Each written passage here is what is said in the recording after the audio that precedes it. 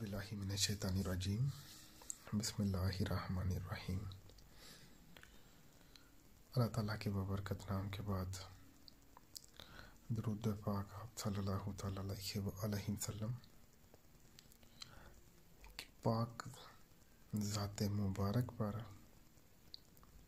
क्योंकि आप सल्लल्लाहु तआला अलैहि वसल्लम की ज़ात पाक की वजह से ये कायनात तख्लीक की गई।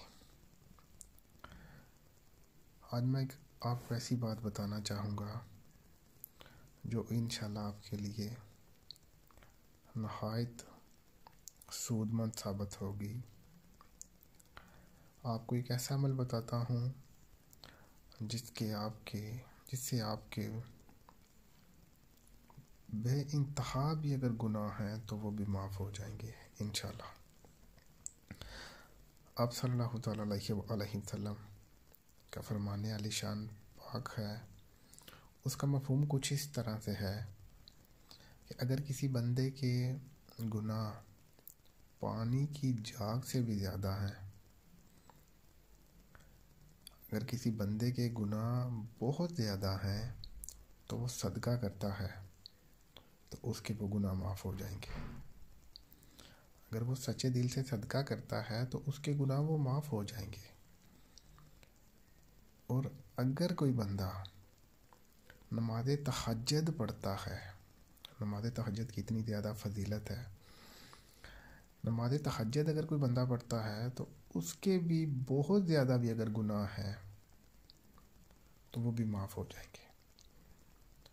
हदीस पाक में दो बातों का हुक्म दिया गया है। अगर कोई बंदा सदका करता है तो पानी से ज़्यादा भी अगर उसके गुनाह हैं तो वो माफ़ कर दिए जाएंगे।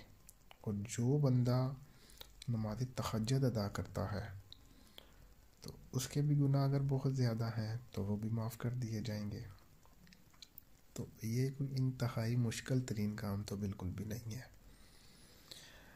आसान सा काम है। कोई भी बंदा सदका भी कर सकता है और नमाज तहज्जुद भी आसानी के साथ अदा कर सकता है।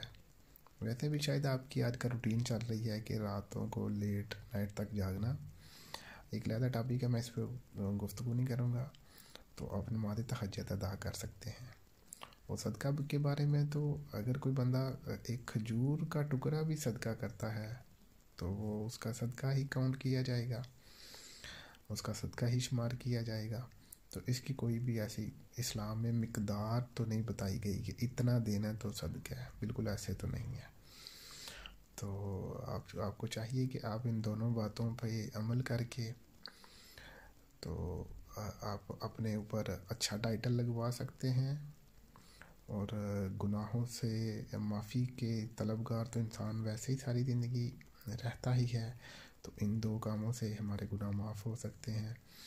मैं उम्मीद करता हूँ कि इंशाल्लाह हम इन बातों पर अमल करेंगे और इस बात को आगे भी दूसरों को बताएंगे ताकि वो भी इस अच्छी बात पर अमल करके हमारे लिए भी सवाब का जो है वो सामान बन सके, हमारे लिए भी सवाब, उसकी वजह से हमें भी सवाब मिले और उसके सवाब में भी इजाफ़ा होगा इंशाल्लाह, कमी नहीं होगी।